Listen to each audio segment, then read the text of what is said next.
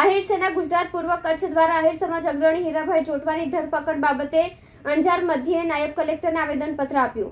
સમસ્ત કચ્છ આહિર સમાજ દ્વારા પૂર્વ કચ્છ આહિર સેના કચ્છ દ્વારા હીરાભાઈ જોટવાના સમર્થનમાં નાયબ કલેક્ટરને આવેદનપત્ર પાઠવ્યું હતું। કચ્છ આહિર સમાજ દ્વારા આહિર સમાજના અગ્રણીઓ યુવાનો મોટી સંખ્યામાં ઉપસ્થિત રહ્યા હતા।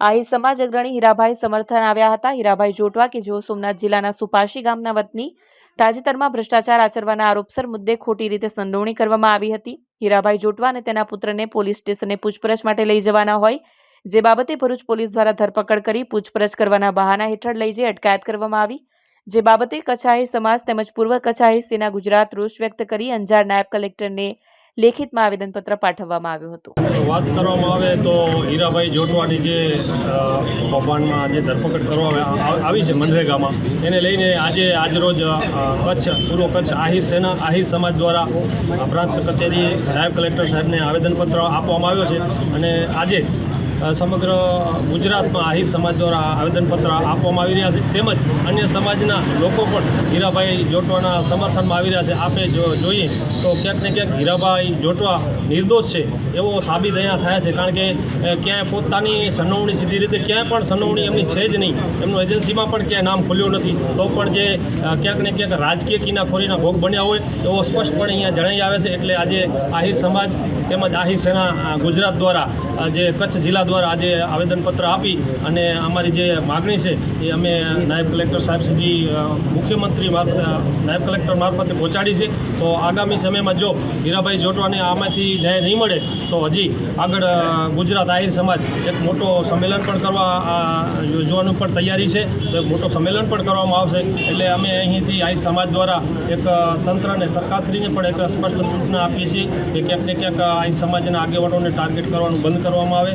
એ હીરાભાઈ જોટવા છે અમારા આહિર સમાજના દાનવીર ભામાશા છે અને સમાજને નહીં પણ દરેક સમાજને 18 વર્ણને ઉપયોગી થાય છે એવા છે, તો એ ક્યારે કૌભાંડ કરે નહીં અને નિષ્પક્ષ તપાસ કરવામાં આવે। ત્યારે અમે પણ કૌભાંડને કોઈ સાવરતા નથી, ક્યાંય પણ જો ગુનો હોય તો ભલે સજા કરો, પરંતુ ખોટી રીતે અત્યારે હાલ તપાસના નામે એમને લઈ ગયા હતા અને જેલમાં રાખી દેવામાં આવ્યા છે, રિમાન્ડ માટે મોકલી દેવામાં આવ્યા છે।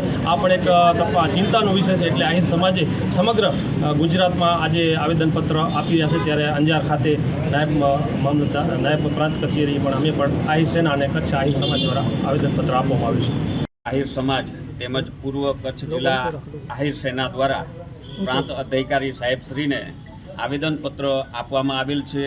અમારા સૌરાષ્ટ્રના સામાજિક આગેવાન અને હંમેશા બધા 18 વર્ણને સાથે રાખી અને સેવાકીય પ્રવૃત્તિ કરતા હોય એવા હીરાભાઈ જોટવા તેમજ તેમના સુપુત્રની જે ધરપકડ કરવામાં આવેલ છે તેનો અમે સમગ્ર કચ્છ આહિર સમાજ તેમજ પૂર્વ કચ્છ જિલ્લા આહિર સેના સખત શબ્દોની અંદર વખોડીએ છીએ અને સરકારશ્રીને આપના માધ્યમથી અમે કહેવા માગીએ છીએ કે આની નિષ્પક્ષ તપાસ થાય અને યોગ્ય ન્યાય મળે તેવી અમે સમગ્ર આહિર સમાજ વતીથી અને પૂર્વ કચ્છ જિલ્લા આહિર સેના વતીથી અમે માંગ કરી રહ્યા છીએ।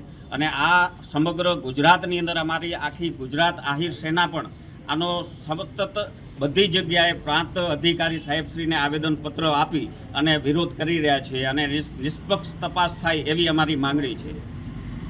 શું ઘટના શું છે ખાસ કરીને? જે મનરેગા કૌભાંડ છે એમાં હીરાભાઈ જોટવા અને તેમના સુપુત્રની ધરપકડ કરવામાં આવી છે। આ મનરેગા કૌભાંડની અંદર ક્યાંય પણ હીરાભાઈ જોટવા કે તેમના સુપુત્રનો ક્યાંય ઉલ્લેખ નથી, છતાં પણ તેમની રાજકીય રીતે તેઓએ કિનાખોરી રાખીને ધરપકડ કરવામાં આવેલ છે।